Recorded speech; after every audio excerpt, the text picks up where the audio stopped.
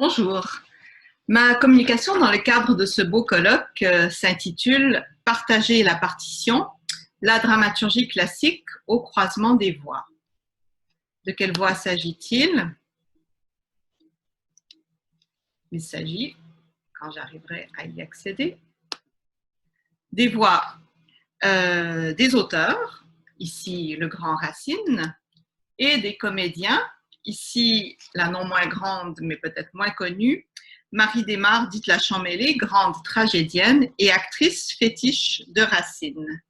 Mais surtout, il s'agit du croisement de ces voix d'auteurs et d'acteurs avec la voix du texte. Ici, un extrait de l'acte 1, scène 3 de Phèdre et Hippolyte de Racine, créé justement, le rôle de Phèdre, par la Champmeslé en 1677. Ce à quoi vise ma communication, c'est à montrer comment on peut, et même comment, à mon avis, on doit, approcher le texte dramatique de l'âge classique comme une partition vocale à l'intention du comédien. Le théâtre classique m'apparaît en fait comme l'exemple emblématique de la notion de partition appliquée au texte de théâtre. C'est-à-dire, pour reprendre les termes de Julie Sermon et Ivan Chapuis cités dans l'appel à communication du colloque, un support matériel consignant un ensemble de signes qui ont vocation à être déchiffrés puis mis en jeu en fonction de règles et de conventions. Au XVIIe siècle, ces règles et ces conventions sont les règles et conventions de l'art oratoire dont procède directement la dramaturgie classique. En fait, l'art oratoire est un système vraiment de saisie, d'appréhension du monde, le système discursif de la rhétorique, qui est un système culturel commun, partagé non seulement par les orateurs, mais aussi par tous les artistes et par leur public. Alors, depuis longtemps, en fait, on a mis en évidence dans la critique et l'histoire littéraire le réseau d'équivalence qu'il existe entre la composition du discours oratoire et la composition de la pièce de théâtre. Je cite simplement ces noms connus de théoriciens et historiens de la littérature, Aaron Kibedi-Varga, Gilles Declercq, Marc Fumaroli ou encore Georges Forestier, qui ont beaucoup travaillé à mettre en évidence ce réseau d'équivalence entre composition du discours oratoire et composition de la pièce de théâtre. Et il y a aussi un réseau d'équivalence très net entre la performance du discours oratoire, qu'on appelle l'action oratoire, et la performance de la pièce de théâtre à travers la déclamation. Et à cet égard, vous savez sans doute, il y a tout un mouvement de reconstitution de la déclamation animé tout d'abord par des artistes et puis repris par des universitaires, notamment au tout début Eugène Green à la fin des années 1970, qui a beaucoup travaillé dans cette perspective. Son élève le plus connu étant Benjamin Lazare, qui a donné notamment Un bourgeois gentilhomme qui a fait date en 2004 en déclamation. Il y a des études savantes qui ont porté aussi sur ces rapports entre performance du discours oratoire et performance de la pièce de théâtre, notamment celle de Sabine Chaouch sur le jeu du comédien ou de Julia Gros de Gasquet sur la diction de l'alexandrin. Les recherches sur la déclamation, en fait, se sont surtout concentrées sur ce dernier aspect, sur la performance scénique des pièces de théâtre. On a essayé de retrouver les règles, les codes de performance et de les mettre en pratique dans ce qu'on appelle une interprétation historiquement informée. Notamment, certaines troupes universitaires se sont constituées autour, par exemple, de Bénédicte Louva-Molosa, le théâtre à la source, ou encore de Jean-Noël Laurentier récemment avec le théâtre Molière-Sorbonne. Et donc, l'idée principale, c'était de retrouver donc, ce code de performance de la déclamation et de reconstituer, d'une certaine façon, la manière de jouer des comédiens de l'âge classique. Or, la déclamation et le code de la déclamation a une incidence non seulement sur la pratique du comédien, mais aussi sur celle de l'auteur de l'âge classique. Car la déclamation n'est pas seulement une réalité scénique, c'est aussi une réalité scripturale, au fondement même du travail poétique et dramaturgique des auteurs de théâtre du XVIIe siècle. Que ce soit au théâtre comme dans le modèle oratoire, donc comme dans le modèle de la rhétorique, il y a en effet un continuum qui va de l'écriture du texte, la composition du discours, la composition de la pièce de théâtre, à son oralisation à travers, pour l'art oratoire, l'action oratoire et pour le théâtre, la déclamation. Ce continuum va donc de l'écriture du texte à son oralisation. La première, l'écriture, ne pouvant se penser sans l'autre, l'oralisation, qui en est la finalité. Car en effet, un discours oratoire n'est pas fait pour être lu en silence, mais il est fait pour être prononcé devant public. Et de même, une pièce de théâtre n'est pas faite pour être lue en silence, mais pour être prononcée devant public. Ce qui veut dire que la déclamation se prépare et se manifeste donc à même le matériau textuel à travers le code scriptural de la déclamation, lui-même informé par le code scriptural de l'art oratoire. Alors, pour illustrer ce processus, voici un tableau de ce réseau d'équivalence dont je viens de vous parler, de ce continuum de l'écriture à l'oralisation, qui se manifeste à travers les différentes étapes canoniques de production du discours, auxquelles correspondent les étapes de production de la pièce de théâtre. Du côté de l'art oratoire, donc on a pour la composition du discours ce qu'on appelle l'invention, la disposition et l'élocution, c'est-à-dire l'invention, c'est trouver le sujet du discours, la disposition, c'est le structurer, l'élocution, c'est trouver les mots pour le dire. Or, vous voyez bien que pour la composition de la pièce, on peut très bien appliquer les mêmes critères et au XVIIe siècle, on les appliquait. L'invention, c'est le sujet de la pièce. La disposition, c'est sa structure, en acte, en scène, etc. Et l'élocution, c'est les termes utilisés, la versification, etc. pour rédiger la pièce de théâtre.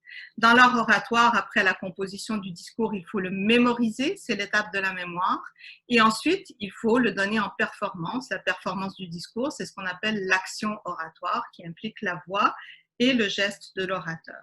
Et bien, de la même manière, au théâtre, une fois la pièce composée, une fois la pièce écrite, il faut qu'elle soit mémorisée par le biais donc, de la mémoire. Et ensuite, sa performance, c'est bien sûr la déclamation par le biais de la voix et du geste sur scène.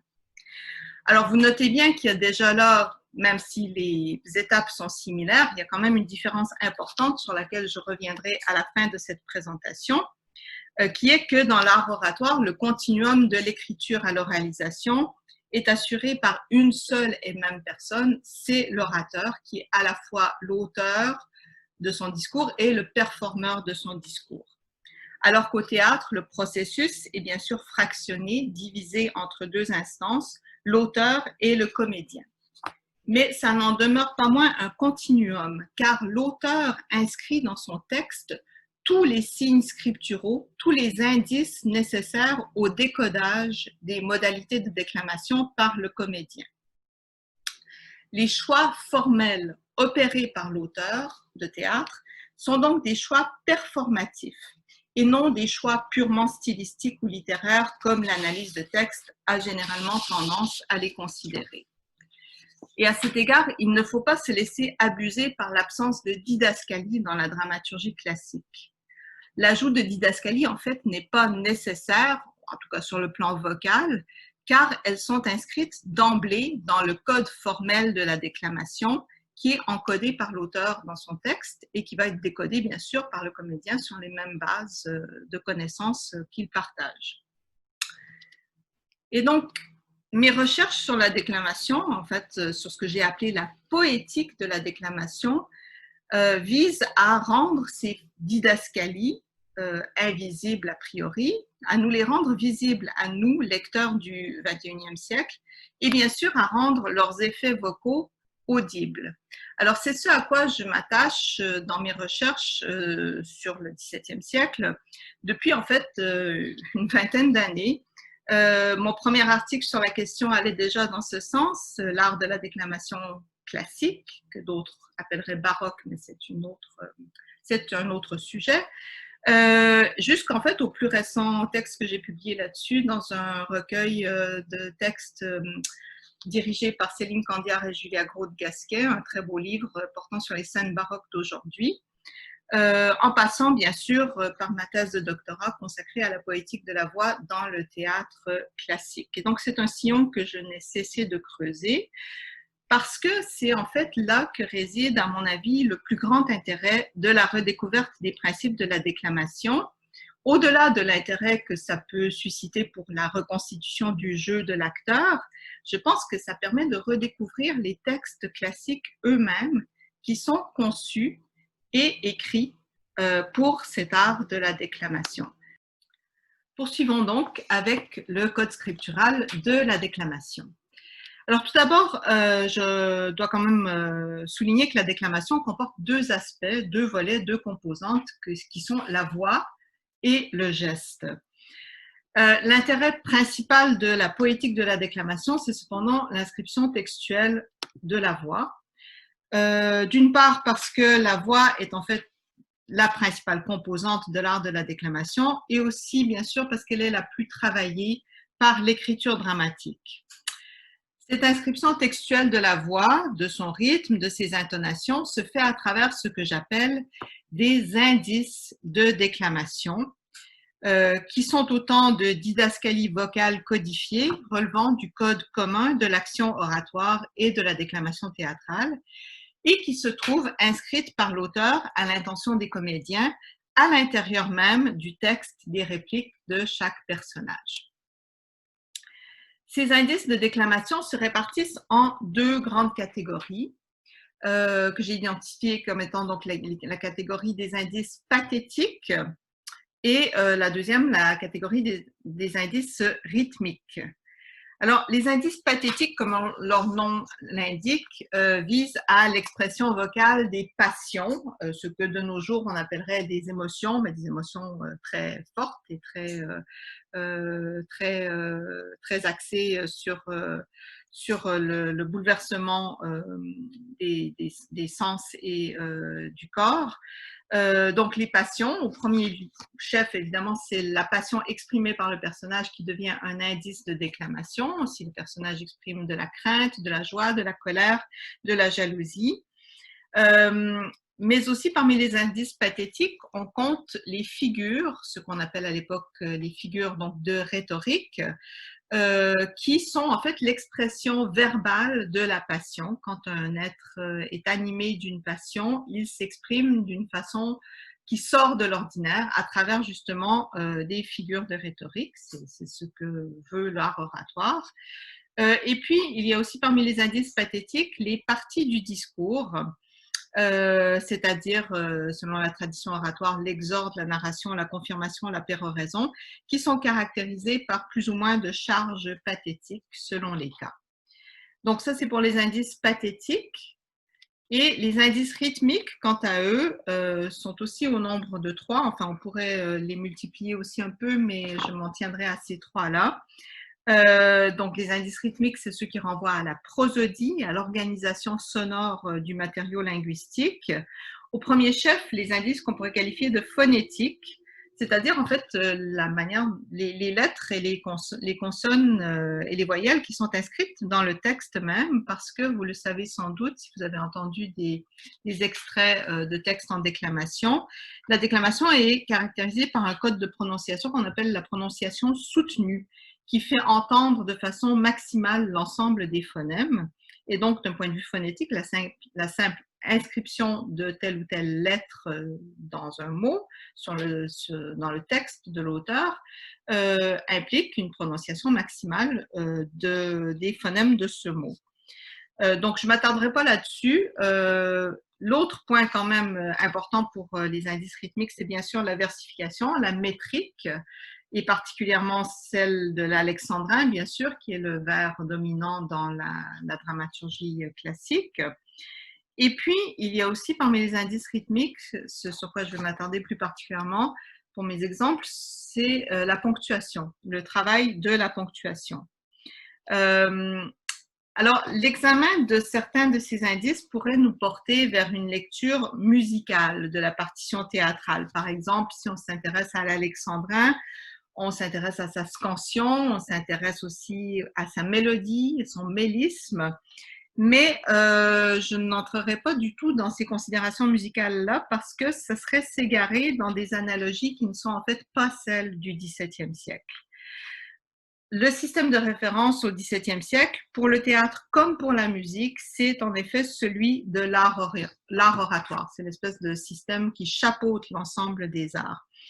Par exemple, Nicolas Arnoncourt, un grand théoricien et musicien de la musique baroque, parle du discours musical pour parler de la musique de cette époque-là. De la même manière, on peut parler du discours dramatique. Donc, il s'agit plutôt de retrouver le code de correspondance vocale entre l'art oratoire et l'art dramatique, code de correspondance qui permet de dégager littéralement la voix du texte de théâtre de l'âge classique. Alors, il faut s'appuyer pour ce faire sur plusieurs sources, des traités d'art poétique, des traités d'art oratoire, bien sûr, des traités de déclamation qui sont plus tardifs, mais qui existent au tournant du XVIIe et du XVIIIe siècle, des grammaires aussi qui donnent les règles de prononciation soutenues, etc.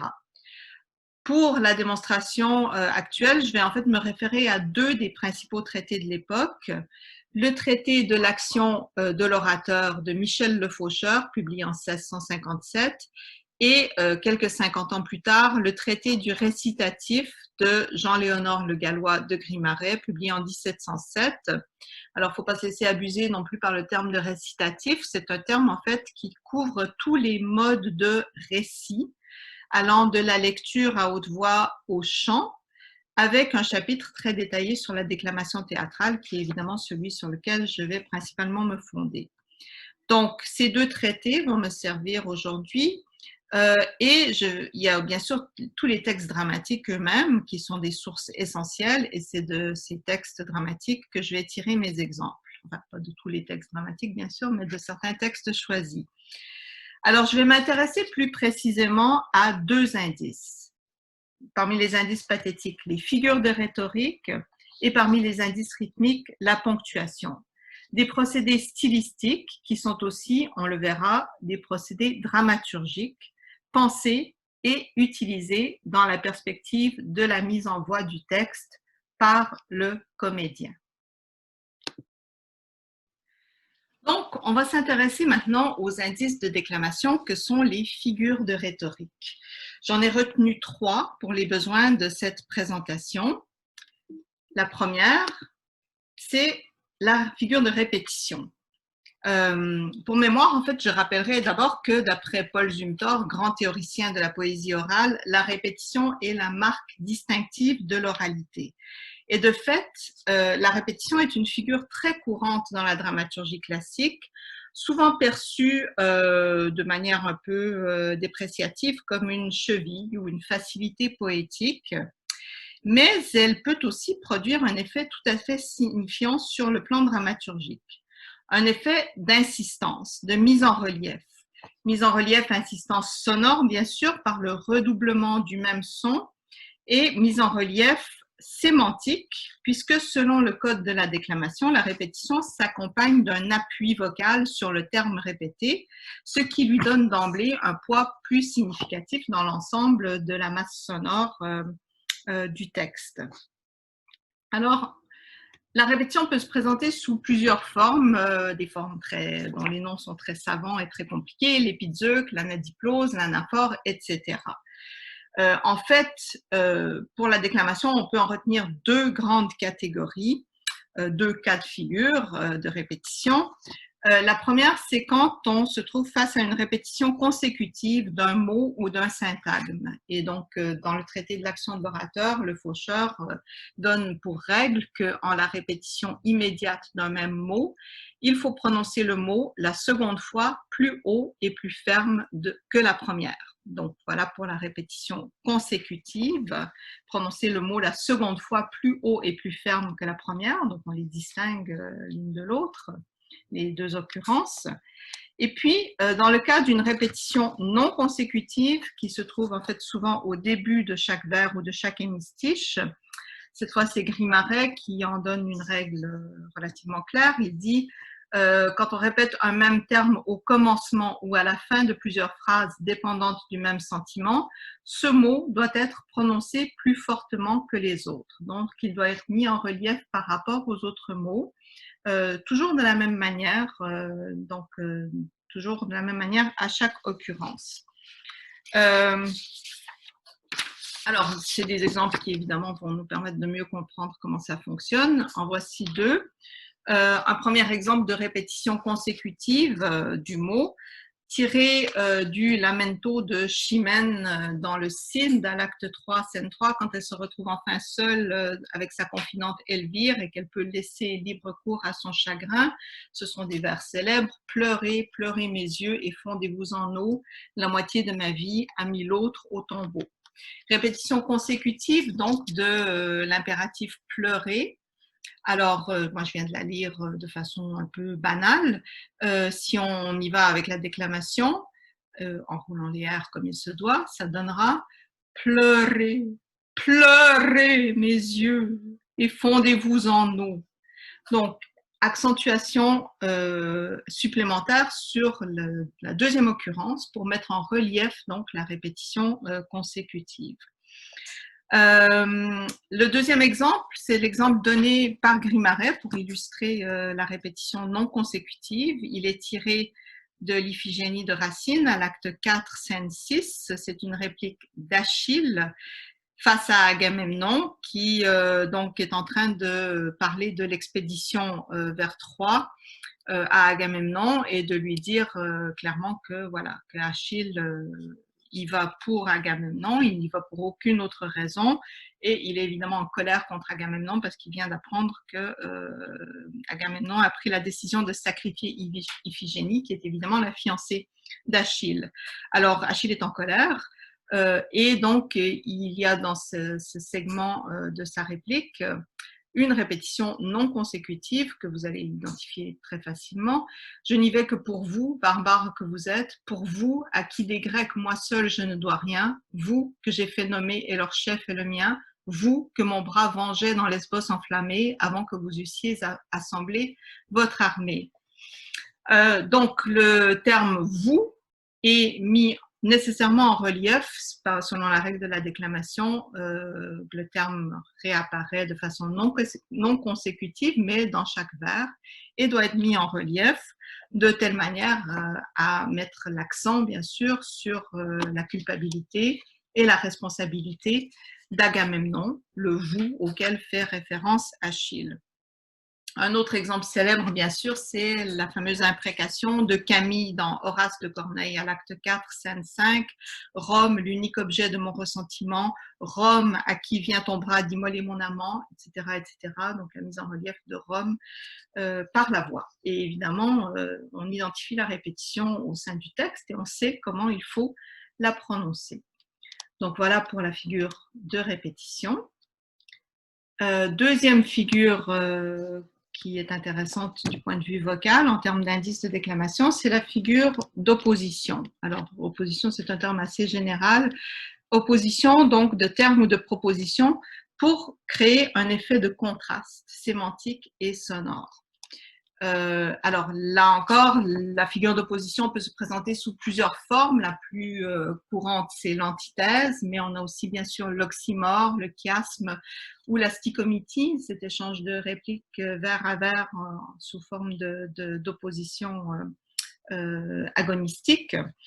Et donc, quelle est la règle générale pour la déclamation de l'opposition? Eh bien, comme le dit le faucheur, il faut distinguer les contraires, prononçant le premier avec un certain ton et le second avec un autre, et celui-ci, donc le second, doit être plus haut que l'autre. Donc, ton contrasté, pour mettre en relief le contraste de l'opposition, en donnant plus d'accentuation sur le second terme que sur le premier, dit le faucheur. Grimaret reprend la même idée, mais de façon un peu plus nuancée, ou en tout cas en permettant un peu plus de variété. Il dit il faut détacher les oppositions en prononçant la première d'un ton plus fort ou plus faible que l'autre, selon le sentiment qu'on veut le plus faire valoir. Et donc là encore, c'est de savoir qu'est-ce qu'on met en relief par rapport à l'autre, tout en marquant bien sûr le contraste entre les deux termes. Exemple. Alors, le premier, c'est l'exemple donné par Grimaret lui-même pour la mise en relief de l'opposition. C'est un extrait de l'Ariane de Thomas Corneille, où Ariane se plaint de la manière dont la traite Thésée à l'acte 5, scène 5, donc c'est vers la fin de la pièce. De ma foi, chaque jour, ce sont gages nouveaux. Je le comble de bien, il m'accable de maux, et par une rigueur jusqu'au bout poursuivie, quand j'empêche sa mort, il m'arrache la vie. Vous voyez bien dans le deuxième et le quatrième vers les oppositions. Alors, il faut les mettre en relief. Je le comble de bien, il m'accable de maux. Quand j'empêche sa mort, il m'arrache la vie. C'est une possibilité parmi d'autres. Mais l'idée, c'est de marquer le contraste entre les deux. Le deuxième exemple que je vous donne, c'est un exemple évidemment célèbre lui aussi, c'est les fameuses stances de Rodrigue dans le Cid de Corneille, de Pierre Corneille cette fois, à l'acte 1. Alors, il y a évidemment, c'est un dilemme, c'est un discours délibératif, donc il est marqué par des oppositions inconciliables, évidemment. Père, maîtresse, honneur, amour, noble et dure contrainte, aimable tyrannie. Alors, le premier vers reproduit, oppose le père à la maîtresse, l'honneur à l'amour, il faut les mettre en relief vocalement. Alors, ça peut être père, maîtresse, honneur, amour. Et dans le deuxième vers, aimable tyrannie, vous avez là un oxymore parfait. Comment le mettre en relief? Eh bien, peut-être en prononçant aimable avec douceur et tyrannie avec beaucoup plus de force et de dureté. Noble et dure contrainte, aimable tyrannie. Voilà, c'est une possibilité. Je ne suis pas actrice, mais vous comprenez le principe. Et évidemment, l'oxymore le plus célèbre, c'est dans le récit de la bataille contre les morts à l'acte 4, scène 3 de la même pièce du Cid de Corneille, cette obscure clarté qui tombe des étoiles, cette obscure clarté qui tombe des étoiles. Voilà, une possibilité. Et la dernière figure qui est intéressante du point de vue justement de l'inscription textuelle de la déclamation, c'est la figure de gradation. La gradation provoque un effet d'amplification, enfin son effet principal c'est un effet d'amplification sémantique et sonore, il y a une progression de sens croissante dans la gradation, dans les termes utilisés, et donc progression d'intensité croissante qui va aussi se traduire bien sûr sur le plan sonore en allant du terme le plus faible au terme le plus fort. C'est plus ou moins, si vous voulez, l'équivalent d'un crescendo musical. Le faucheur le dit bien, en la gradation où l'oraison va en croissant à chaque membre de la période, c'est-à-dire de la phrase, il est manifeste qu'il faut que l'élévation de la voix croisse par les mêmes degrés. Donc un lien absolument analogique entre l'élévation du propos et l'élévation de la voix. Et Grimaret dit de la même manière, la gradation demande d'abord une voix hardie et pleine et qu'elle monte ensuite de plus en plus forte, de plus forte en plus forte, jusqu'au dernier membre de cette figure. Alors ça, c'est évidemment la gradation qu'on appelle la gradation ascendante, qui est la plus commune. On peut aussi se trouver face au cas d'une gradation descendante qui, bien sûr, demandera le mouvement ou l'intonation inverse en allant du plus fort au plus faible. Ça va du terme le plus fort au terme le plus faible et donc vocalement, de la même manière, on aura un effet de diminution à la fois sémantique et sonore. Exemple de gradation ascendante, c'est l'exemple donné par Grimaret dans son traité du récitatif, tiré de Polyeucte Martyr, la tragédie de Corneille, qui date de 1643, enfin qui a été publié en 1643. À l'acte 3, scène 2, c'est Stratonis, la confidente de Pauline, qui rend compte à Pauline de la conversion de son amant Polyeucte. Il est devenu chrétien. Et donc, elle en rend compte par une gradation ascendante. Elle lui dit « Ce n'est plus cet époux si charmant à vos yeux, c'est l'ennemi commun de l'État et des dieux. Un méchant, un infâme, un rebelle, un perfide, un traître, un scélérat, un lâche, un parricide, une peste exécrable à tous les gens de bien, un sacrilège impie, en un mot, un chrétien. » Alors, voilà comment il faudrait la faire. On pourrait la faire autrement selon notre sensibilité actuelle, contemporaine. Il faut bien se dire ici, il n'y a pas d'ironie. Ce n'est pas un sacrilège impie, en un mot, un chrétien. Non, il n'y a pas d'ironie. on est dans une gradation de plus en plus ample et de plus en plus forte. Il faut se reporter à ce que dit Pauline en réponse à cette réplique de sa confidente. Pauline lui répond « Ce mot aurait suffi sans ce torrent d'injures ». Et donc, on a bien un torrent d'injures, un effet ascendant, croissant de la force à la fois du blâme porté par Stratonis et de sa voix. Stratonis répond « Ces titres aux chrétiens sont ceux des impostures ». Donc, on est vraiment dans un registre qui est un registre non pas ironique, mais tout à fait sérieux, qui justifie donc l'application de la règle de la gradation de plus en plus forte jusqu'au dernier terme de la gradation qui ici est le mot chrétien. Exemple de gradation descendante. Alors, ils sont beaucoup plus difficiles à trouver, ils sont beaucoup plus rares, mais il y en a néanmoins quelques-uns, dont une dans l'illusion comique de Corneille, pièce de 1639, où il est question de Matamor, donc le faux brave, personnage en fait hautement comique, qui vient juste de fuir en voyant une porte s'ouvrir, et c'est Clindor qui le décrit ainsi. Le souverain poltron à qui pour faire peur, il ne faut qu'une feuille, une ombre, une vapeur. Donc, vous voyez bien ici, de la feuille à la vapeur, il y a une gradation descendante et logiquement, la voix devrait aller en descendant aussi dans son intensité pour rendre compte de cette gradation descendante. Ce qui pourrait donner le souverain poltron à qui pour faire peur, il ne faut qu'une feuille, une ombre, une vapeur. Voilà une possibilité, voilà un exemple. Et le deuxième, tiré d'Andromaque, à l'acte 4, scène 3, c'est dans une réplique d'Hermione à Oreste au sujet de Pyrrhus, c'est le il de la réplique en question, où elle demande donc à Oreste de la venger et de tuer Pyrrhus pour elle. Et elle lui dit « Soulevez vos amis, tous les miens sont à vous. Il me trahit, vous trompe et nous méprise tous. » Alors, de la trahison au mépris, il y a ici gradation descendante. Il me trahit, vous trompe et nous méprise tous. Alors, on pourrait évidemment ergoter sur la possibilité de déclamer ce texte-là autrement.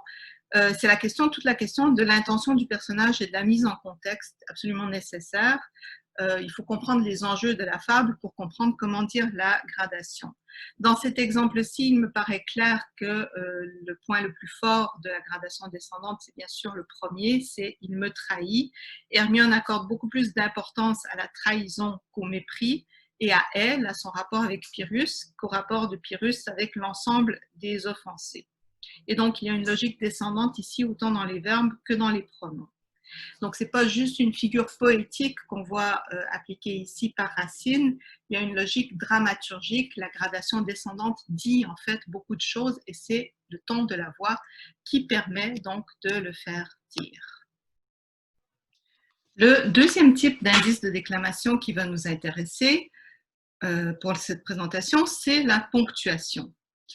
Alors, de nos jours, en français, la ponctuation a une fonction essentiellement syntaxique. Elle sert à marquer l'articulation logique de la phrase.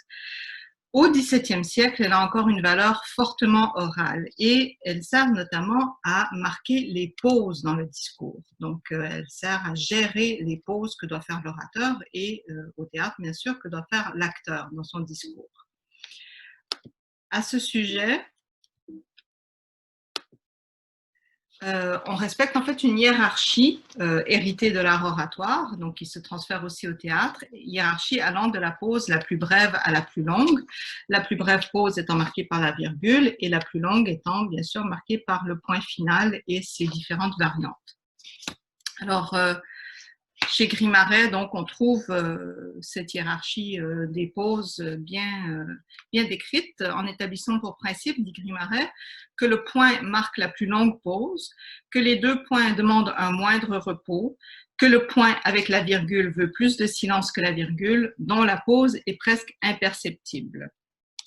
En ce qui concerne le point d'exclamation et le point d'interrogation, ou point d'admiration, comme on disait pour le point d'exclamation à l'époque, et le point interrogeant, c'est des variantes affectives du point final, du point standard, et donc Grimaret dit que là encore, il faut faire une pause. Le point d'admiration et le point interrogeant marquent non seulement la pause qu'ils exigent, mais encore, bien sûr, en termes d'intonation, la passion ou la figure exprimée par les termes. Quant au point de suspension, ils peuvent signifier une pause ou non, selon le contexte, puisque, comme le remarque Grimaret, toujours aussi perspicace, le discours peut être interrompu par la personne qui parle ou par celle à qui l'on parle. Dans le premier cas, c'est la réflexion qui fait que l'on s'interrompt. Ainsi, ce point demande un petit silence et un ton de voix différent. Au second cas, c'est une raison subite qui engage celui qui écoute à interrompre celui qui lui parle, et c'est pourquoi il doit lui couper la parole sans pause. Alors, toutes ces citations sont tirées du traité du récitatif de Grimaret, au chapitre 3, consacré donc à la ponctuation. Donc, gestion des pauses, de la plus brève à la plus longue, de la virgule au point, avec le cas particulier des points de suspension qu'on vient de mentionner. Alors ça, c'est une première chose. La ponctuation permet la gestion des pauses dans le discours et elle permet aussi la gestion du souffle. Alors Grimaret dit dans son chapitre 4 consacré à la lecture, « Un habile lecteur doit ménager son haleine de manière qu'il en ait toujours de reste pour la reprendre aux endroits où il le peut faire suivant les règles de la ponctuation. » Alors, suivant les règles de la ponctuation, on se dit, le lecteur, donc, et l'acteur par conséquent, peut reprendre haleine à chaque fois qu'il y a une pause dans le discours. En fait, non. La période, la phrase doit pouvoir être prononcée d'un seul souffle. Donc, ce n'est qu'à la fin de la phrase, marquée par le point final ou le point d'interrogation ou le point d'exclamation, selon les cas, que le locuteur peut reprendre son souffle. Alors, c'est confirmé que c'est vraiment au point qui marque la fin de chaque période, donc de chaque phrase, dans le traité de l'action de l'orateur de Le Faucheur, qui, dans son chapitre consacré à la prononciation des périodes et des mots, dit au sujet des périodes, donc au sujet des phrases, il y en a de fort courtes, dont chaque partie est simple et ne consiste qu'en une seule proposition. Celles-là, non seulement se peuvent prononcer d'une haleine, mais à peine se peuvent prononcer autrement. Et il poursuit, il y en a d'autres qui sont plus longues, et celles-là encore se peuvent prononcer tout d'une haleine, si on l'a naturellement bonne, et vous devez le faire autant que vous pouvez, la période ainsi prononcée ayant beaucoup plus de beauté et de force que si elle l'était à plusieurs reprises. Donc, pour des raisons esthétiques et pour des raisons d'efficacité, il faut prononcer une période, une phrase, tout d'une haleine, même si elle est relativement longue. Et donc, la pause n'est pas l'équivalent d'une prise de souffle. Il peut y avoir beaucoup de pauses dans un discours. Je suis en train de faire des pauses dans mon discours. Je fais une autre pause, encore une pause, toujours une pause, et je n'ai pas encore repris mon souffle. Je le reprends maintenant. Et donc, il peut y avoir des très longues phrases, alors où là, peut-être qu'on peut voler une respiration ici et là, mais la règle veut et l'usage veut qu'on prononce les phrases tout d'un souffle. Alors, il y a évidemment plusieurs exemples qu'on peut tirer des pièces classiques pour illustrer cette règle. Je reviens à la fameuse gradation dans Polyeucte martyr de Corneille, où Stratonis dénonce Polyeucte comme étant chrétien. Et donc, elle dit à Pauline, ce n'est plus cet époux si charmant à vos yeux, c'est l'ennemi commun de l'État et des dieux. Vous voyez ensuite la gradation qui défile. Et qu'est-ce qu'il y a entre les parties de la gradation, entre les termes de la gradation? Eh bien, il y a des virgules, mais il n'y a aucun point, si ce n'est à la fin de cet ensemble de 6 vers, en un mot, un chrétien. Et c'est seulement à ce moment-là que l'interprète jouant le rôle de Stratonis reprendrait son souffle. Donc, il y aurait un certain nombre de pauses ménagées tout au fil de la gradation ménagé à cause des virgules, des brèves pauses, mais l'ensemble de cette période devrait se dire tout d'un souffle. Et en fait, la réplique de Pauline, la réponse de Pauline va en fait dans ce sens, puisque, je vous le rappelle, elle répond à Stratonis et elle dit ce mot, le mot de chrétien, aurait suffi sans ce torrent d'injures. Et l'image du torrent, le mouvement continu et rapide que cette image suscite, c'est effectivement l'effet d'entraînement sans répit qui vient peut-être en partie du traitement de la ponctuation dans cette réplique. Alors, c'est absolument passionnant d'étudier la ponctuation dans cette optique-là. Cependant, il faut bien noter qu'elle pose un problème méthodologique, puisque, bon, vous comprendrez qu'il faut clairement recourir pour ce faire aux éditions originales des pièces. Les éditions modernes, si vous faites la comparaison, vous verrez bien qu'elles traitent la ponctuation selon des critères syntaxiques et non plus oraux. Donc, il faut remonter aux sources, aux premières éditions des pièces. Or, ces premières éditions, ces textes qu'on dit originaux, ne sont pas des manuscrits d'auteurs, c'est des textes imprimés par des éditeurs. Et donc, c'est tout le problème du statut de la ponctuation imprimée au XVIIe siècle. Certains historiens, certains critiques, dont Georges Forestier, voient dans la ponctuation imprimée la transcription de la volonté de l'auteur. Donc ici, ce serait la ponctuation voulue par Corneille et qui a été reproduite par l'éditeur. D'autres, tels Alain Riffaut dans son livre sur la ponctuation imprimée au XVIIe siècle, d'autres supposent donc plutôt que la ponctuation imprimée est due au travail de l'imprimeur et qu'à ce titre, elle procède d'un système non pas tant oral que grammatical qui vise à l'intelligibilité syntaxique du texte écrit et non pas à sa translation orale. Et Riffaut rappelle en fait à l'appui de sa thèse que le texte de théâtre imprimé est publié toujours après les représentations de la pièce. Il n'est pas destiné aux acteurs, mais il est destiné aux lecteurs dans leur cabinet. Alors, évidemment, on peut débattre cette question, je pense qu'elle est importante, mais elle ne peut pas être tranchée de façon aussi nette parce que il faut admettre, comme l'a montré Roger Chartier, l'historien du livre et de la lecture qui a beaucoup travaillé ces questions-là, il faut admettre qu'au XVIIe siècle, la lecture, donc la lecture des lecteurs en leur cabinet, demeure elle-même une pratique fondamentalement orale. Et donc, on peut légitimement postuler qu'en dépit des différences de tradition entre les ateliers d'imprimeurs, le code typographique des uns et des autres prenait certainement acte de cette dimension orale de la lecture à laquelle les textes imprimés étaient destinés. Dimension orale d'autant plus manifeste quand on imprime des dialogues dramatiques, et donc que ces imprimeurs traitaient la ponctuation en conséquence. Et d'ailleurs, ils la traitaient peut-être plus consciencieusement encore que les auteurs, puisque ceux-ci avaient la réputation de se fier sur les imprimeurs pour corriger leurs fautes de ponctuation. Et donc, même si le texte imprimé, comme ici le texte imprimé de Polyeucte Martyr, ne donne pas nécessairement à lire la ponctuation originale d'un manuscrit d'auteur dont nous n'avons en fait plus de traces pour le XVIIe siècle, ce texte imprimé donnerait néanmoins à lire une ponctuation informée par les structures oratoires, les structures rythmiques de l'art oratoire, et de ce fait significative du point de vue de la déclamation. On peut donc présumer que toutes ces virgules et ce point final au bout de 6 vers dans la réplique de Stratonis sont voulus pour produire un certain effet oral, ce fameux effet de torrent que commente Pauline dans sa réponse à Stratonis. Alors à cet égard, il y a un exemple tout à fait probant et très très intéressant à travailler qui est tiré donc de Phèdre et Hippolyte, l'acte 1, scène 3, dont je vous ai reproduit ici une page de la première édition parue chez Barbin en 1677. Alors, c'est à l'acte 1, scène 3, quand Phèdre avoue à Œnone son amour pour Hippolyte. Et après cet aveu, Phèdre narre en fait l'histoire de cet amour, sa naissance, les problèmes que ça lui a causé, les moyens qu'elle a pris pour essayer de l'éviter et finalement le fait qu'elle se retrouve aux prises avec cet amour quand elle a revu Hippolyte après l'avoir banni pour fuir donc cette attirance funeste.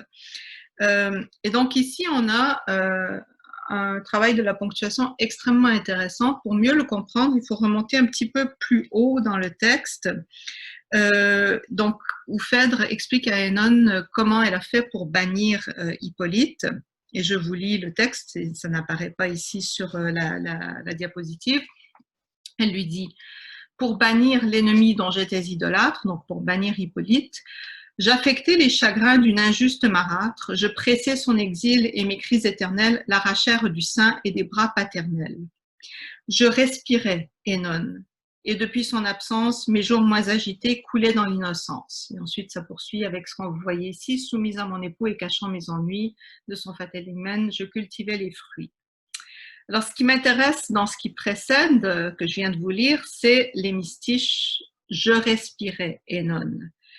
Un hémistiche tout à fait important dans la perspective de ce qu'on va voir maintenant, qui renvoie en fait au motif du souffle, qui est un motif lexical dans cette tirade, qui revient dans plusieurs termes, donc qui fait partie du champ lexical de cette tirade.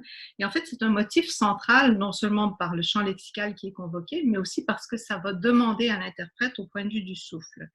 Ce qui est remarquable ici, c'est que le travail de la respiration commandé par la ponctuation va permettre de souligner audiblement ce motif du souffle dans la déclamation de l'actrice.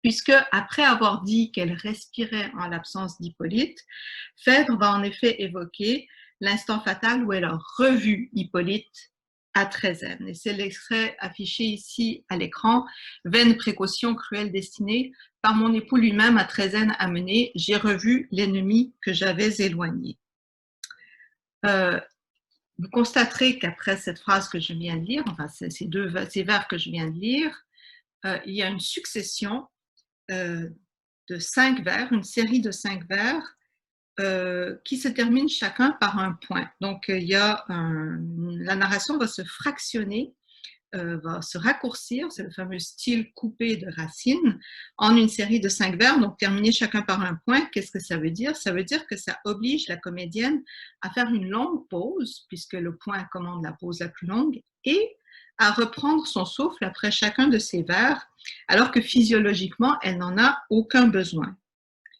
Et ça va donner quelque chose comme ça. Alors là encore, je ne vous le fais pas en prononciation soutenue pour mieux mettre l'accent sur ce que je veux vous montrer, qui est le travail du souffle et de la ponctuation. Donc Phèdre, l'interprète de Phèdre dit « Par mon époux lui-même à Trézène amené, j'ai revu l'ennemi que j'avais éloigné. Ma blessure trop vive aussitôt a saigné. Ce n'est plus une ardeur dans mes veines cachées. C'est Vénus tout entière à sa proie attachée. J'ai conçu pour mon crime une juste terreur. J'ai pris la vie en haine et ma flamme en horreur. Je voulais en mourant prendre soin de ma gloire et dérober au jour une flamme si noire. » Alors, dans les 5 premiers vers que j'ai prononcés, vous voyez que la ponctuation, en fait, oblige donc à reprendre le souffle après chaque vers, et elle opère ici vraiment comme un vecteur dramaturgique très puissant, parce qu'à travers la fréquence et l'intensité des prises de souffle de Phèdre, elle laisse entendre son oppression et son trop-plein d'émotions. Donc, il y a un effet d'hyperventilation qui se met en place dans ces 5 vers-là, ce qui fait en fait que les 5 vers finaux de cette réplique vont avoir d'autant plus d'impact qu'ils ne comportent aucun point et donc ils doivent être déclamés sans respirer. Ce qui constitue un défi même pour quelqu'un qui a une bonne technique et un bon appui. Alors, c'est parfois mon cas, donc je vais essayer de vous les faire, vous allez bien voir ce que ça donne. Donc après que Phèdre ait dit à Hénone « Je n'ai pu soutenir tes larmes, tes combats », elle dit « Je t'ai tout avoué, je ne m'en repens pas. Pourvu que de ma mort, respectant les approches, tu ne m'affliges plus par d'injustes reproches, et que tes vains secours cessent de rappeler un reste de chaleur tout prêt à s'exhaler. » On termine littéralement à bout de souffle sur le verbe s'exhaler. Et c'est précisément ça que Phèdre demande ici à Hénone, c'est la laisser pousser son dernier souffle, ici et dans l'ensemble de la pièce d'ailleurs. Et donc, le travail du souffle géré à même le texte par la ponctuation donne à cette tirade une puissance renforcée. Le signifié de la tirade est traduit par le souffle. En fait, le souffle rejoint le sens littéral de la tirade, mais le renforce et l'enrichit considérablement. Il y a la respiration initiale, je respirais et non, et il y a l'exhalaison finale, et entre les deux, c'est l'entière destinée de Phèdre, dans son lien d'amour et de passion non réciproque pour Hippolyte, son entière destinée, donc, qui se trouve incarnée et scellée dès cette première prise de parole dans la force poétique de son souffle. Et c'est ce que Phèdre expérimente, mais c'est ce que la comédienne qui interprète Phèdre va elle-même expérimenter physiquement en vivant dans son propre corps, comme je viens de le faire, l'inévitable extinction de sa propre voix, une extinction prévue et voulue par l'auteur. Et donc, on va passer après ceci au rapport précisément entre l'auteur et le comédien à travers cette partition. J'en viens maintenant au dernier volet de ma présentation, consacré au rapport entre auteur et comédien à l'âge classique, tel que ce rapport donc se configure, tel que le configure la poétique de la déclamation. Je vous rappelle le continuum qu'on a vu au tout début de la présentation, allant de l'écriture à l'oralisation, et qui valait aussi bien pour l'art oratoire que pour le théâtre, et qui montrait bien comment les instances théâtrales se répartissent dans ce continuum, comment elles se partissent, comment elles se partagent ou comment elles se répartissent. La fonction de la composition de la pièce revient bien sûr à l'auteur, donc invention, disposition, élocution, et les fonctions de mémoire et de performance reviennent aux comédiens à travers justement l'étape de la mémorisation et ensuite la déclamation sur scène. Et en fait, il y a une métaphore très éloquente, très intéressante, qui peut s'appliquer à ce rapport entre auteur et comédien au XVIIe siècle, ou plus précisément à l'âge classique, c'est la métaphore du corps et de l'âme, du contrôle du corps par l'âme, du contrôle du comédien par l'auteur. L'exemple de Phèdre, qui a complété la présentation de la ponctuation, le montre assez littéralement, en fait, que l'inscription de la ponctuation par l'auteur donne son souffle, sa respiration à la comédienne. Et un peu comme l'âme donne son souffle au corps, évidemment dans une vision métaphysique et spirituelle du rapport entre le corps et l'âme. Cette métaphore du corps et de l'âme, je l'ai tirée en fait d'un ouvrage, d'une des premières histoires du théâtre français, en fait peut-être même la première, celle de Samuel Chapuzot, Le théâtre français, publié en 1674. Dans laquelle, en fait, Chapuzot, en parlant des rapports entre comédien et auteur, ou comédien et poète, comme il le dit, utilise cette métaphore de la manière suivante. Le comédien et le poète, dit-il, sont de la sorte un excellent composé et sont à le bien prendre le corps et l'âme de la comédie. Comédie au sens de théâtre en général, évidemment. Le poète est la forme substantielle et la plus noble partie qui donne l'être et le mouvement à l'autre. Le comédien est la matière qui, revêtue de ses accidents, ne touche pas moins les sens que l'esprit de qui elle reçoit son action. Alors dans Phèdre, dans l'exemple de Phèdre tiré de l'acte 1, scène 3, effectivement, l'inscription de la ponctuation par l'auteur donne le mouvement, donne l'action à la comédienne. Elle reçoit de lui son action, elle reçoit même de lui sa respiration, son souffle vital. Mais cette métaphore doit aussi et surtout, bien sûr, être considérée du point de vue de l'histoire du théâtre du XVIIe siècle, notamment en regard des rapports d'autorité, des rapports hiérarchiques qui s'y dessinent entre auteur et acteur et, par le fait même aussi, entre le texte et la scène. Comme le dirait le regretté Christian Billet, cette métaphore du corps et de l'âme renvoie à ce que Billet appelait les champs de force qui définissent, qui constituent, qui caractérisent l'activité théâtrale au XVIIe siècle.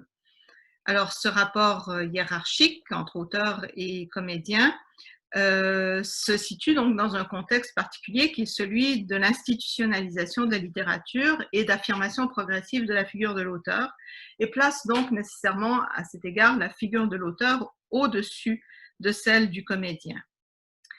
Or, ce qui est intéressant, ce sont les précisions apportées à cette métaphore et à ce rapport apparemment hiérarchique, apportées par Chapuzot lui-même dans un autre passage du théâtre français, qui permet de nuancer, voire même de renverser cette répartition hiérarchique. Alors, le passage, je vous le cite quasi in extenso, il est assez long, mais il est très intéressant du point de vue qui nous intéresse, justement. Chapuzot dit « Les plaisirs du théâtre coulent de deux sources qui doivent y contribuer également, et leur union est si nécessaire que, l'une ou l'autre venant à manquer, il n'y a proprement plus de comédie.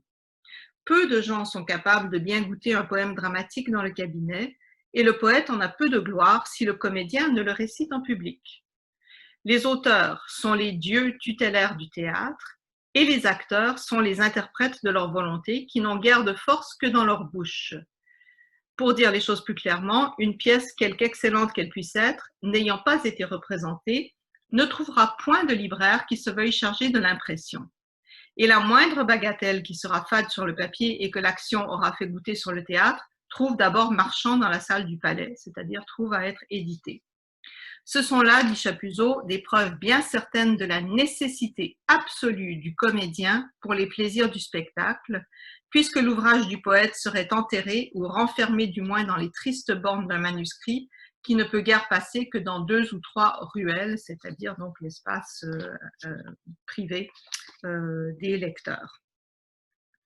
Alors, en jaune, évidemment, j'ai mis en relief les termes qui me paraissent importants. Il y en a plusieurs autres, mais que les plaisirs du théâtre coulent de deux sources qui doivent y contribuer également, c'est-à-dire de l'auteur et du comédien. Et si l'une ou l'autre venait à manquer, il n'y aurait plus de théâtre. Il n'y aurait proprement plus de théâtre. Et la suite est encore plus intéressante puisque finalement, Chapuzot fait valoir la nécessité absolue du comédien pour que la pièce puisse passer au-delà du manuscrit et de la scène, puisse passer à l'impression. Une pièce, quelque excellente qu'elle puisse être, n'ayant pas été représentée, ne trouvera point de libraire qui se veuille charger de l'impression. Et donc, il y a une espèce de renversement qui se fait, en tout cas une réhabilitation de l'importance du comédien, de l'importance du corps par rapport à l'âme, c'est-à-dire que c'est nécessairement par la scène, par le jeu, par la déclamation du comédien, qu'on pourra passer à l'étape suivante, qui est celle de l'impression. Donc, le passage du manuscrit à l'imprimé se fait nécessairement par le truchement du comédien.